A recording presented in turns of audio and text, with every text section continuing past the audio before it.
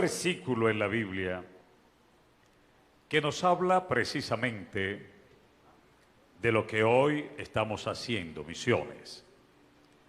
Y está en Hechos 1:8. ¿Quién lo recuerda? Pero recibiréis poder cuando haya el Espíritu y me seréis en Judea y hasta lo último de la tierra. Amén. Vamos a hablar precisamente de este hermoso tema acerca del trabajo que Dios nos ha puesto a realizar. No hay ninguna labor más importante que esta: poder ser testigos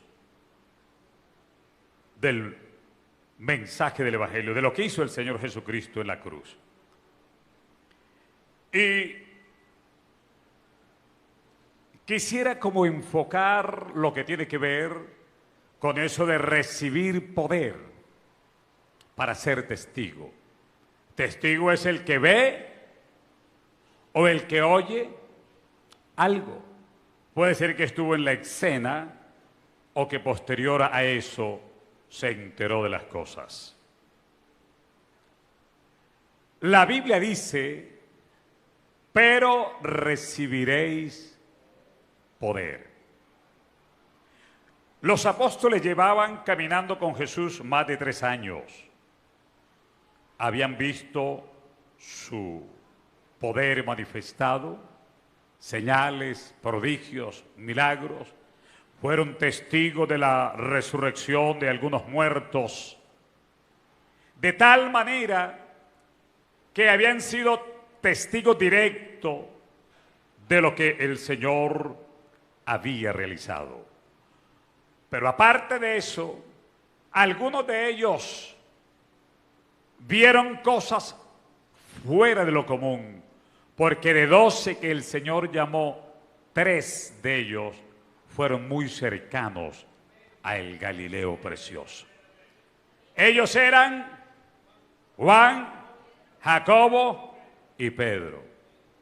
De los 12, 3 de ellos eran tan cercanos que vieron lo que otros no vieron, oyeron lo que otros no oyeron y vivieron experiencias que los otros 9 no vivieron. Pero aparte de eso, los 12 habían hecho retroceder las tinieblas. En el nombre de Jesús los demonios se habían sometido, y dice el texto sagrado que cuando regresaron los 70, aparte de los 12, otros que el Señor había enviado como unos 58 más, fueron a predicar y vinieron diciendo: aún los demonios se nos sujetan en tu nombre. De tal manera que conocían de cerca a Jesucristo, pero aparte de eso, habían vivido experiencias como las que usted acaba de escuchar y otras que usted conoce. Pero con todo y eso, vivieron situaciones un tanto difíciles, que uno dice, un Pedro haciendo y diciendo cosas que no se debe. Algunos de ellos ambicionando puesto de poder, otros de ellos dudando de lo que Dios había hecho y con todo y lo que habían visto y oído. Lo que quiere decir es que aunque estuvieron cerca de Jesús por más de 3 años, no dejaron de ser humanos. Y uno, para ser espiritual, tiene que ser muy humano. El humano es el que ríe, el que llora, el que canta, el que calla, el que expresa sus emociones. Entonces, para uno ser espiritual, tiene que ser muy humano. Porque si uno quiere ser espiritual sin ser humano, se vuelve místico. Amén.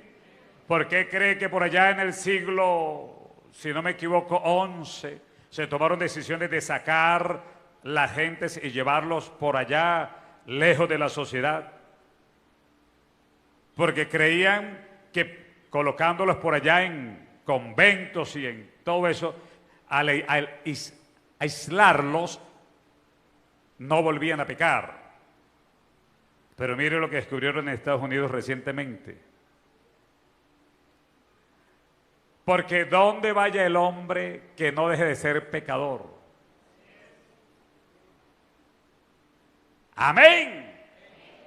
Entonces se inventaron los monasterios y sacaron hombres y mujeres lejos de la sociedad y los pusieron a vivir que no se contaminaran, y fueron centros de pecado y contaminación terrible esos lugares. La historia lo dice. Entonces, para que alguien sea espiritual, tiene que ser humano, muy humano.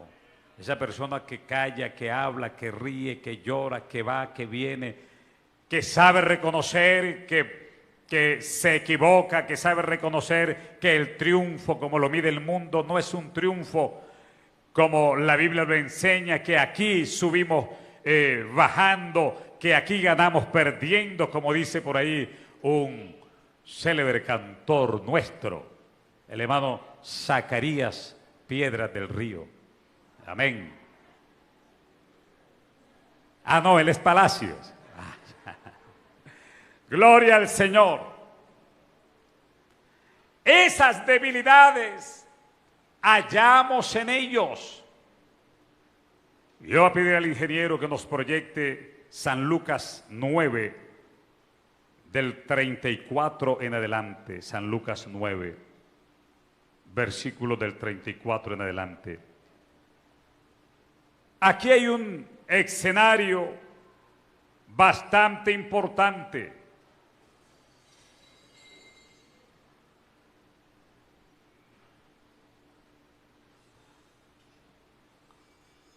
Es 54, ingeniero, 9:54, perdón.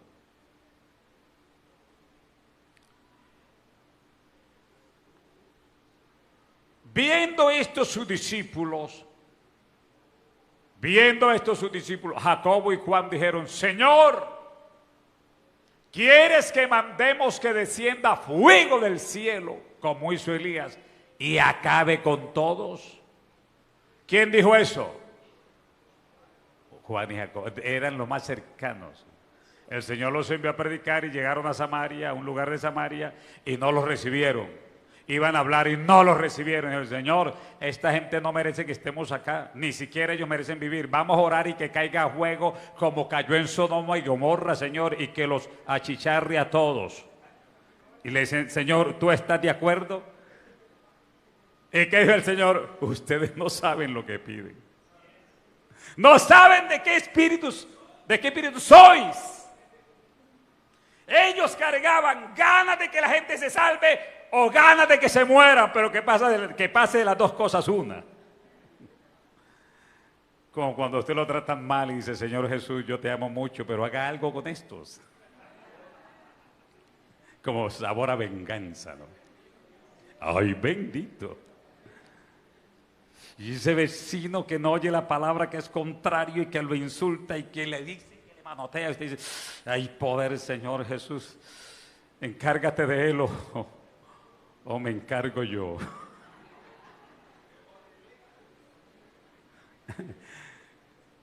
Y estos, Juan y Jacobo, eran los más cercanos al maestro. ¿Sí o no? Eran los más espirituales. Esos que oraban y que ayunaban. Sí, es verdad. Pero ellos dicen que caiga fuego del cielo. Pero mire lo que dice San Mateo 27, 6, 37 en adelante. Donde esos que deben de orar, clamar y ayunar porque son los más cercanos, los más espirituales, no pueden orar porque van a orar y se duermen.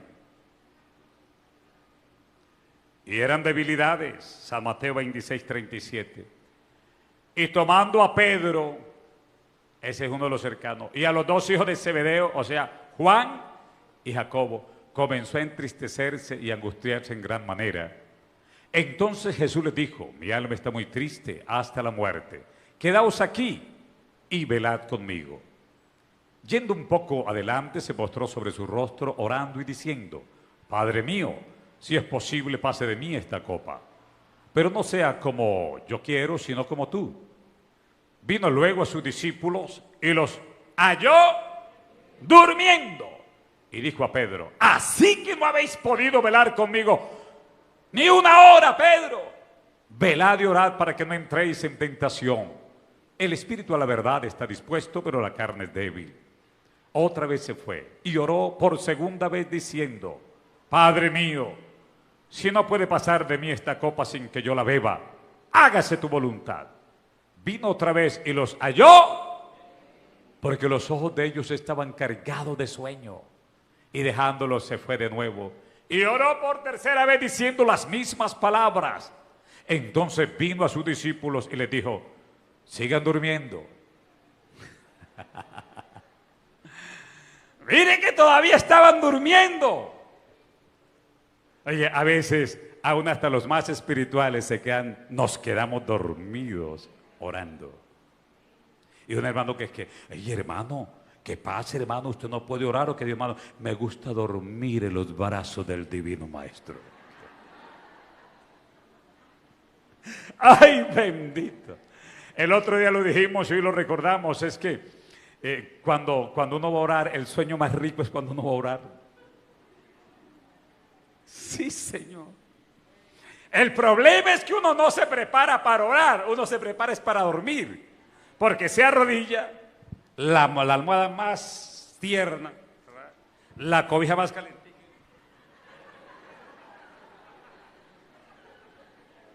O sea, usted no se prepara para orar. Usted quiere orar, pero se prepara para dormir. Entonces por eso se queda dormido. Y Pedro, Juan y Jacobo eran lo mejorcito de los 12. Bueno, no digamos esa palabra que suena como ociosa. No cabe ahí. Pero sí eran los más cercanos. Entonces, ellos no pueden orar, están tristes, hay problemas, porque hay momentos en que por espiritual que sea la persona no ora. Pero no porque no le guste la oración, sino porque hay cosas que no le permiten orar. Llegó cansado y entonces se tiró a la cama y se quedó dormido. Eso es normal, eso es humano. Amén. Y el Señor sabe que usted necesita ese descanso. Amén. Entonces, esto nos muestra que los seguidores del Señor eran tan humanos como nosotros. San Lucas 22, versículos del 31 al 34, hablan de que Jesús le dice a Pedro que Satanás lo pidió para zarandearlo y que iba a llegar a un momento muy crítico, que él, Simón, he aquí, Satanás os ha pedido para zarandearos como a trigo. Oiga, Satanás no puede tocar a un hijo de Dios si el Señor no se lo permite. ¿Sí logró entenderlo? ¿Cuántos somos hijos de Dios? Levanten la mano los hijos de Dios. Ténganla arriba, esa mano, ténganla arriba. Señor Jesús, aquí estamos tus hijos. Y sabe que para que Satanás toque a uno de ustedes, primero tiene que pedirle permiso al Señor Jesucristo. Eso dice la Biblia.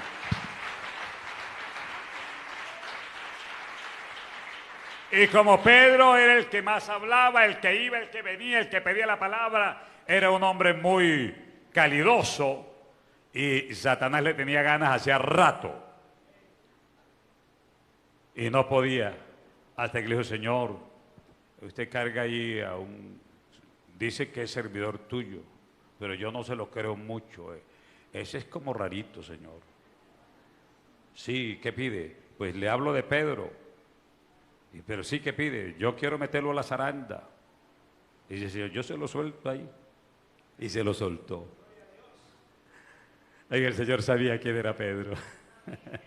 Con todas y las debilidades, el Señor sabía que en medio de ese problema crítico, Dios no lo dejaría solo. Él dice: yo he orado por ti, Pedro, para que en la zaranda logres sostenerte. Y aunque tengas la mitad del cuerpo abajo, yo te voy a sostener.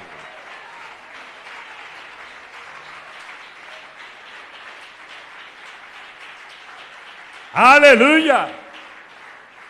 Y yo creo que Pedro sí estuvo bien abajo, ¿no?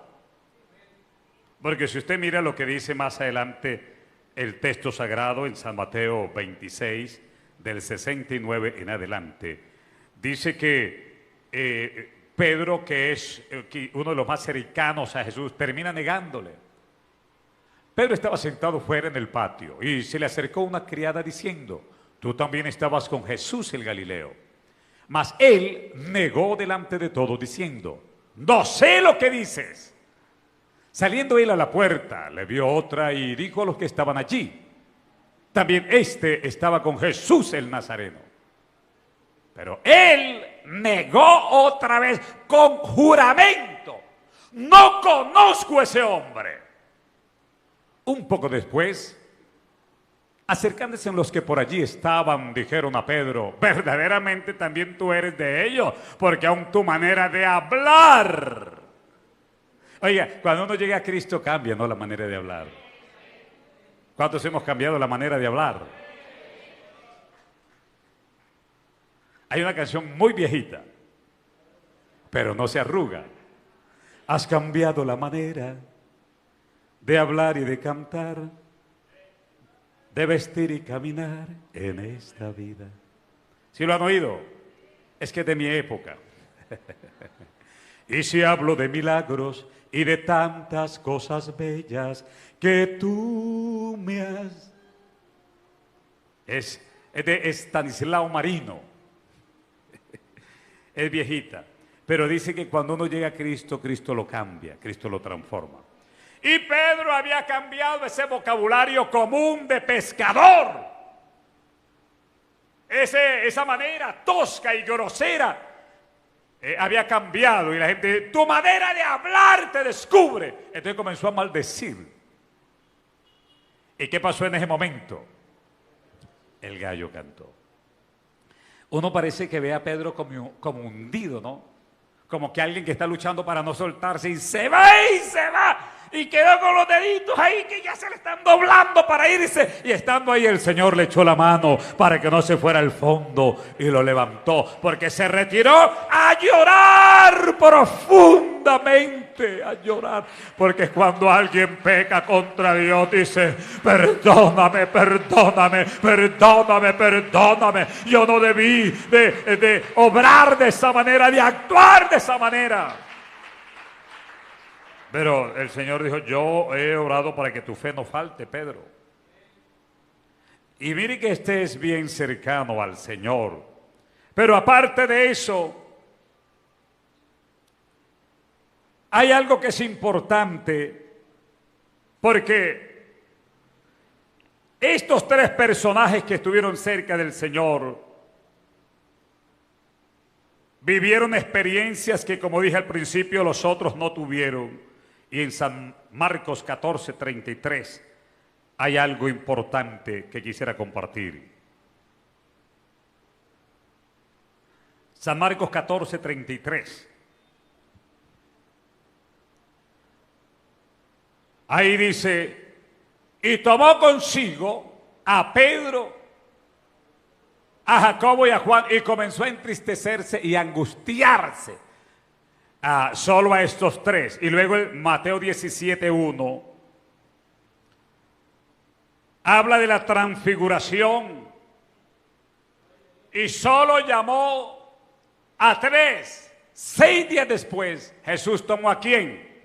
Pedro, Jacobo y Juan, su hermano, y los llevó aparte a un monte alto. Este es el monte de la transfiguración. Y se transfiguró delante de ellos y resplandeció su rostro como el sol, y sus vestidos se hicieron blancos. Estas experiencias no las vivieron los 12. Los 12 vivieron cosas grandes, pero esos 3 vivieron cosas extraordinarias. Cuando se fueron al monte, que Jesús iba a orar, a los otros les dijo, quédense aquí ustedes. Venga, Pedro, Juan y Jacobo. Y se lo oyó. Ustedes que son los más oradores, necesito que me ayuden ahora. Gloria al Señor. Porque en la iglesia hay gente que le gusta orar. ¿Cierto? Entonces uno dice, el hermano Julano le gusta orar, la hermana Julana. Entonces yo digo, ustedes que son los que más les gusta, vamos. Y se le durmieron a estos caballeros. San Lucas 8:51. También habla de estos personajes. Entrando en la casa, esto fue la resurrección de una niña, no dejó que entrara nadie consigo, sino Pedro, Jacobo y Juan y el padre, y al padre y a la madre de la niña. Era para resucitar a esta hija, a esta niña que está muerta. Pero todos andaban con Jesús y a los otros 9 le dijo, ustedes 9 se quedan aquí en la puerta.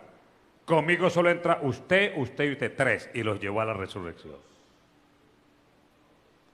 Esos 3 personajes habían vivido cosas extraordinarias. Y en Gálatas capítulo 2, los versículos del 7 al 9, el apóstol Pablo le escribe a la iglesia en Galacia y le cuenta su desarrollo ministerial y dice, antes por el contrario, como vieron que me había sido encomendada el evangelio de la circuncisión como a Pedro el de la circuncisión, pues el que actuó en Pedro para el apostolado de la circuncisión, actuó también en mí para con los gentiles. Y reconociendo la gracia que me había sido dada, que Jacobo, Cefas es Pedro, ¿no? Jacobo, Cefas y Juan, o sea, Jacobo, Pedro y Juan, que eran, ¿qué? Considerados como columnas. Me dieron a mí y a Bernabé la diestra en señal de compañerismo, o sea, la mano. Me dieron la diestra, o sea, me dieron la mano para que yo pudiese ir. Amén. Con Bernabé a predicarle a los gentiles. Estos 3 aparecen en circunstancias extraordinarias. Los otros también, pero no en la misma dimensión. Pero mire que estos 3, Juan y Jacobo, un día se sentaron. Y la mamá le dice, oye Juanito, mi muchachito querido,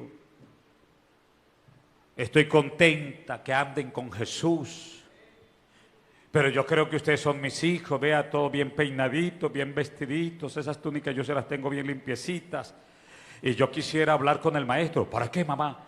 Para que usted, el uno se siente a la derecha y el otro a la izquierda. Y dice Juan, oiga mamá, ¿va para esa? Claro. Que me sienten a mí a la derecha. No, yo a la derecha. No, Jacobo, usted va a la izquierda y yo a la derecha. ¿Sí o no, mamá? Y ahí discutieron y se mueven. Le va bien. Yo me encargo de eso. Y se va la mamá de los dos y le dice, Señor Jesús, le traigo una petición. Y los muchachos, sí, hable. Maestro, ya nos pusimos de acuerdo con mis hijos. Yo le quiero pedir el favor que el uno se siente a la derecha en tu trono y al otro a la izquierda. Dice, mujer, hoy le hubiera hecho, mujer, tú estás loca, pero en el lenguaje de esa época, en el lenguaje de esa época, usted no sabe lo que está pidiendo. El sentarlos a mi derecha o a mi izquierda, eso no es problema mío. Eso no me toca a mí. No se olviden que en ese momento Jesús le dice, ustedes pueden pasar por los problemas donde yo paso, beber la copa y ser bautizados con el bautismo. Y los dos muchachos dijeron, sí podemos. Juan y Jacobo. Dice, bueno, es verdad, ustedes pueden pasar por las mismas pruebas que yo pueda pasar, pero el estar a mi derecha o a mi izquierda no es asunto mío. Eso es un proyecto proyecto redentivo de Dios. Amén. Pero note usted que ellos tenían problemas de ambición pese a estar cerca de Jesús. Querían poder. Entonces, cuando el Señor es crucificado, es sepultado y resucita, ellos 12 le dijeron al Señor: ¿restaurarás el reino a Israel en este tiempo? El Señor le dice: no les corresponde a ustedes saber los tiempos y la sazón que el Padre ha puesto en su sola potestad.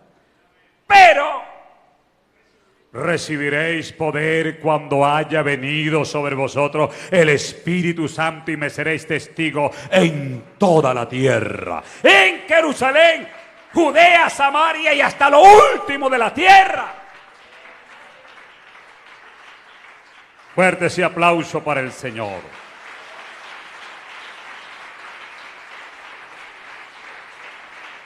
Muchas cosas ellos no entendían, pese a ser tan cercanos al Maestro, de haber cambiado su forma de hablar, su forma de vestir, su forma de actuar. Habían cambios visibles en ellos. Pese a eso, todavía siguen siendo como víctimas de sus propios impulsos humanos.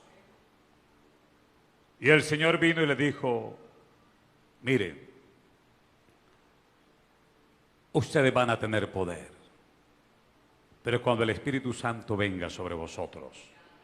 Y en Hechos capítulo 2, versículos del 1 al 4 dicen, Hechos capítulo 2, versículos del 1 al 4. Y cuando llegó el día de Pentecostés estaban todos unánimes juntos. Y de repente vino del cielo un estruendo como de un viento recio que soplaba, el cual llenó toda la casa donde estaban sentados. Y se les aparecieron lenguas repartidas como de fuego, asentándose sobre cada uno de ellos. Y fueron todos llenos del Espíritu Santo y comenzaron a hablar en otras lenguas, según el Espíritu les daba que hablasen. A partir de ahí, dice que los que estaban reunidos en el Pentecostés, que era una fiesta judía, hay 3 fiestas importantes para los judíos: la fiesta de la Pascua, la fiesta de la Pascua, la fiesta de los tabernáculos y la fiesta del Pentecostés. Esas son 3 fiestas fuertes para los judíos, aunque son 7 en total. Pero en esas 3 fiestas, una de ellas es el Pentecostés, que le recordaba al pueblo el haber entrado a la tierra prometida y recoger los primeros frutos de esa tierra prometida. Y los tabernáculos le recordaban al pueblo el haber vivido en tiendas en el desierto 40 años. Entonces eso le recordaba, el vivir en tiendas era la fiesta de los tabernáculos después de que entraron a la tierra prometida. Y la Pascua les recordaba la liberación que tuvieron de Egipto cuando mataron un corderito, colocaron la sangre en los dinteles y el ángel matador entró a Egipto y acabó con todo, menos donde había una señal de que un cordero había sido sacrificado por esa familia y la señal era una sangre del dintel de la casa. Esas 3 fiestas eran lo principal de los judíos. Y en esta fiesta del Pentecostés había gente de todas las naciones del mundo bajo el cielo cuando llegó el Espíritu Santo. Y habían como mínimo 15 nacionalidades. Y ellos escucharon hablar la palabra en el idioma de ellos. Dijeron: ¿no son galileos todos estos que hablan? ¿Cómo les oímos nosotros hablar en la lengua en la que hemos nacido? De tal manera de que Dios tiene una manera de que todas las gentes hablen en el idioma que hablen, vengan de donde vengan, estén donde estén, puedan saber que Él es el Cristo resucitado, el que salva, el que perdona, el que hace maravillas. Entonces recibieron el Espíritu Santo, y no solamente porque en lugar de Judas, porque Judas cayó por transgresión, nombraron a otro. ¿A quién nombraron? ¿A quién? Al hermano Matías. y Matías vino a ser parte de los 12. Y los 12 entraron con 108 personas más o menos al Pentecostés, entre ellos la Virgen María, que después de que nació Jesús ya no la llama la Virgen María, sino la Madre de Jesús. Antes de dar a luz la llama la Virgen María, pero después de que dio a luz ya no la llama la Virgen, le dice la Madre de Jesús. Ella también estaba en el Pentecostés. Y los hermanos de Jesús, los hijos de María y José, también muchos de ellos estaban ahí en la fiesta del Pentecostés. Recibieron el Espíritu Santo y a partir de ahí la vida es otra para ellos. Si usted se da cuenta en el versículo 14 del capítulo 2 de Hechos, el texto sagrado dice: entonces Pedro, poniéndose en pie con los 11, alzó la voz y les habló diciendo: varones judíos y los que habitáis en Jerusalén, esto sea notorio y oíd mis palabras. Hay un antes y un después en la vida de ellos. Un antes y un después. Antes de recibir el poder del Espíritu Santo en sus vidas y después de haber sido llenos del poder del Espíritu Santo. De aquí la necesidad de que en la iglesia todos puedan recibir el Espíritu Santo con la señal física inicial de hablar en otras lenguas según el Espíritu Santo le dé que hable. Amén. El versículo 40 y 41 da cuenta del resultado del discurso de Pedro y con otras muchas palabras testificaba y les exhortaba diciendo: sed salvos de esta perversa generación. Así que los que recibieron su palabra fueron ¿qué? Y se añadieron aquel día como 3,000 personas. Es necesario que el que recibe la palabra y la cree se bautice en el nombre de Jesús para el perdón de sus pecados. Eso es necesario. Porque el que crea y se bautice será salvo. Así que es bueno que de hoy en 8 días tenemos bautismos. De hoy en 8 días hay bautismos antes de la dominical.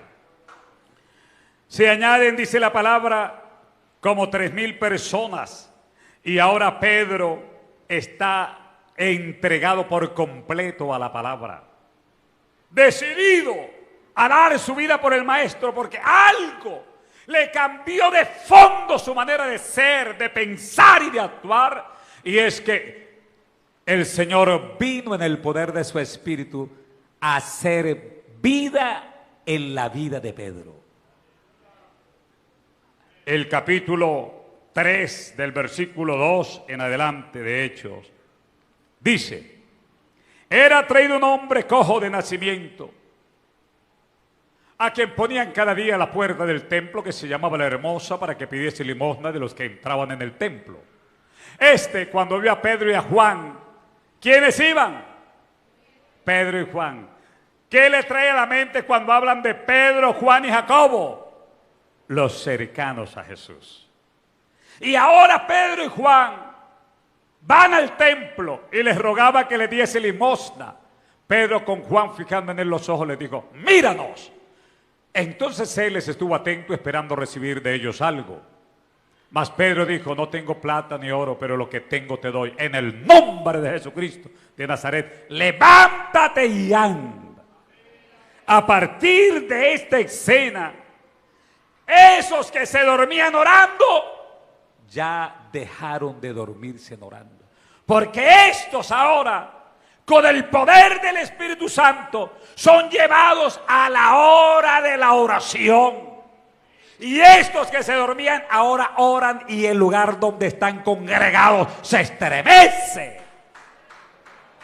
Yo veo una diferencia entre antes de haber sido llenos del poder del Espíritu Santo y después de que fueron llenos del poder del Espíritu Santo de Dios. En Hechos 4:31 está estos que se dormían orando, ahora están llenos del poder de Dios. Van a la hora de oración, sanan los enfermos que hay en el camino y no dejan de orar. Mire lo que dice el verso 31. Cuando hubieron orado, ayúdenme a leer, el lugar en que estaban congregados, y todos, y hablaban con denuedo la palabra de Dios. ¿Sabe que esto es bueno pensarlo? Porque la vida de un creyente depende de la relación que éste tenga con Dios. Es que, hermanos, definitivamente uno no puede orar cansado porque se duerme, pero uno no puede acostumbrarse a dormir cuando ora, porque usted va perdiendo fuerzas. Una persona llena del Espíritu Santo, el Espíritu Santo viene a la persona, porque desde el día en que el Espíritu Santo llegó a la iglesia, Él no se ha ido de la iglesia. El Espíritu Santo está en la iglesia. El Espíritu Santo es Dios en la iglesia. Pero cada persona que es introducida en la iglesia, esa persona en la iglesia debe de ser bautizada con el poder del Espíritu Santo y necesita hablar en lenguas como evidencia física inicial de que recibió el Espíritu Santo. Pero esa persona va a vivir en otra dimensión, porque si yo recibo el Espíritu Santo y hablo en lengua y sigo durmiéndome igual, alabando con pereza, cantando, uno dice, esta persona ¿qué fue lo que recibió? Porque el Espíritu Santo tiene que cambiar la vida del que lo recibe, porque es Dios en la persona, y ese Dios en la persona impulsa a la persona a vivir en la vida que a Dios le agrada, esa vida de alabanza, de adoración, esa vida que verdaderamente fluye por el poder del Espíritu de Dios. Una persona llena del Espíritu Santo definitivamente cambia en todo. Y si no oraba, ahora siente sed de orar. Si no alababa, siente ganas de cantar. Y mire usted que no podemos estar todos los días en culto, pero cada vez que venga el culto, vívalo intensamente. No importa quién dirija, quién predique, quién toque, quién cante. Usted no vino a ser motivado por nadie. Usted vino a adorar al Dios Todopoderoso. Venga a adorar. Métase en Dios.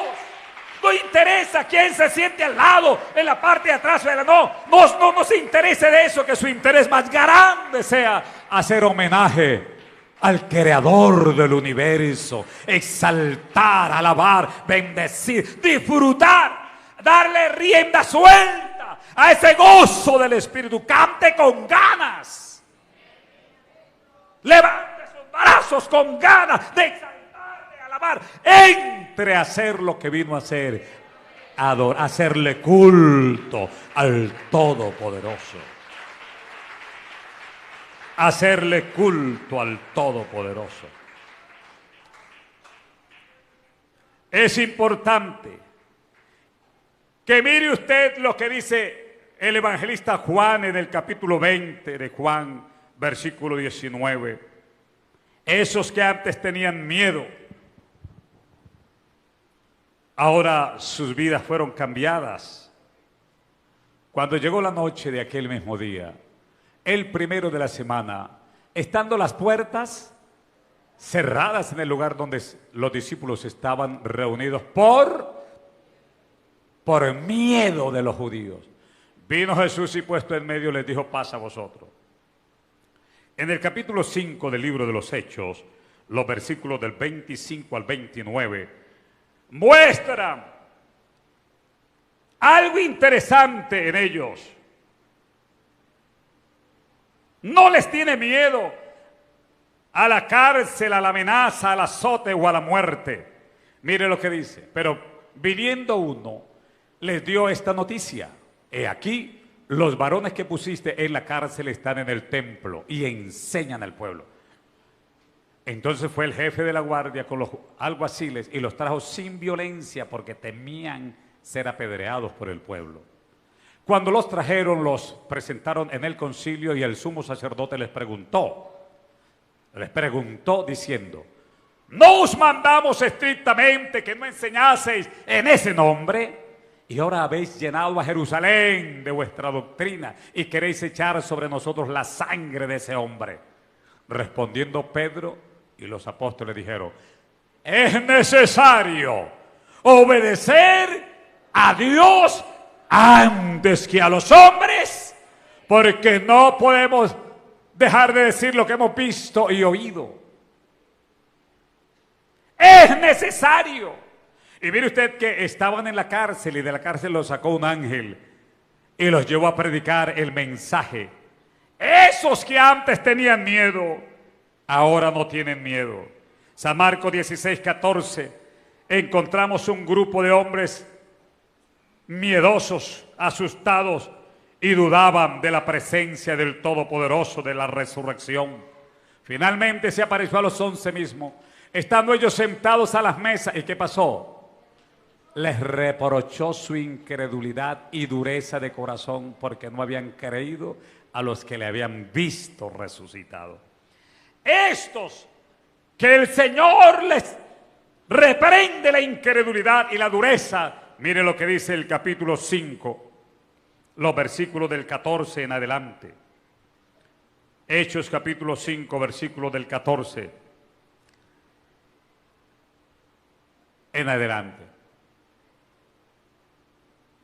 Gloria al Señor. Y los que creían en el Señor aumentaban más, gran número así de hombres como de mujeres. Tanto que sacaban los enfermos a las calles y los ponían en camas y lechos para que al pasar Pedro, a lo menos su sombra cayese sobre alguno de ellos. Y aún de las ciudades vecinas, muchos venían a Jerusalén trayendo enfermos y atormentando de espíritus inmundos. ¿Y qué pasaba? Mire que allí el Señor les reprende la dureza de corazón y la duda, la incredulidad. Pero ahora, llenos del Espíritu Santo, están convencidos que los enfermos se sanan, que los paralíticos se levantan, que los muertos resucitan, y no tienen miedo al imperio que se les vino encima, porque ellos dijeron: no importa que ustedes sean los poderosos aquí, nosotros sabemos a quién hemos creído y a quién tenemos que obedecerle. Los metían a la cárcel, les daban garrotes, azotes, y salían felices de la cárcel, porque eran tenidos por dignos de sufrir por causa de Jesucristo el resucitado. Miren que el Espíritu Santo puso la vida de ellos en otra dimensión, y eso es lo que la iglesia del Señor necesitamos en este tiempo. El Espíritu que llegó hace más de 2000 años no se ha ido de la iglesia, está aquí en la iglesia. Y cada persona debe de vivir la experiencia en Dios, una experiencia que lo lance a vencer sus propios problemas, a ser libre de sus propias ataduras.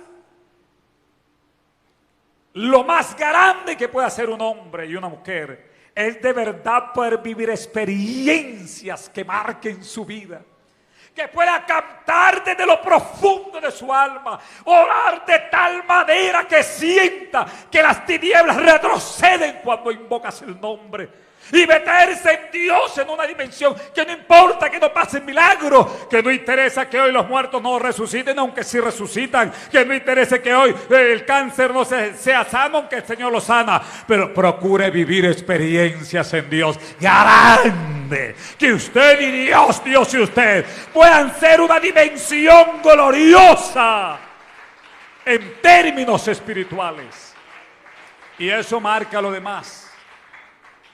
Eso marca el que usted hable de Dios, el que sea testigo, pero es que el poder del Espíritu de Dios debe de hacer la obra siempre y cuando usted piense: lo que yo recibí es el poder del Espíritu Santo, yo no puedo seguir igual. El Espíritu Santo debe de impulsarme a la verdadera adoración. El Señor dice que el Espíritu Santo haría que la persona adorara verdaderamente a Dios. Yo les he dicho que Dios no busca adoradores hoy. Aunque a veces cantamos: el Señor está buscando. Él no busca adoradores porque ya los tiene. La iglesia es un pueblo de adoradores. Antes de la cruz Él buscó adoradores, pero después de la cruz, ¿sabe dónde están los adoradores? Véalos, aquí están sentados en esa silla. Este es un pueblo de adoradores y el Espíritu Santo vino para darnos esa capacidad de cantar y de adorar y de exaltar a Dios desde lo profundo de nuestra vida, transformada por el poder de Dios. Y eso nos impulsa a testificarle a otros, a hablarle a otros de Jesús. Colóquense de pie, por favor. Aquí estamos en la presencia del Señor. Pero recibiréis poder y me seréis testigos. El poder, testificar sin palabras, solo porque nuestra vida es otra y la gente dice, tu manera de hablar, tu manera de vestir, tu manera de ser, me dice que tú eres diferente a todos. Porque no podemos seguir siendo lo mismo. Somos diferentes. Con una mente nueva, con un corazón nuevo. Cierra tus ojos y vamos a adorar a Dios.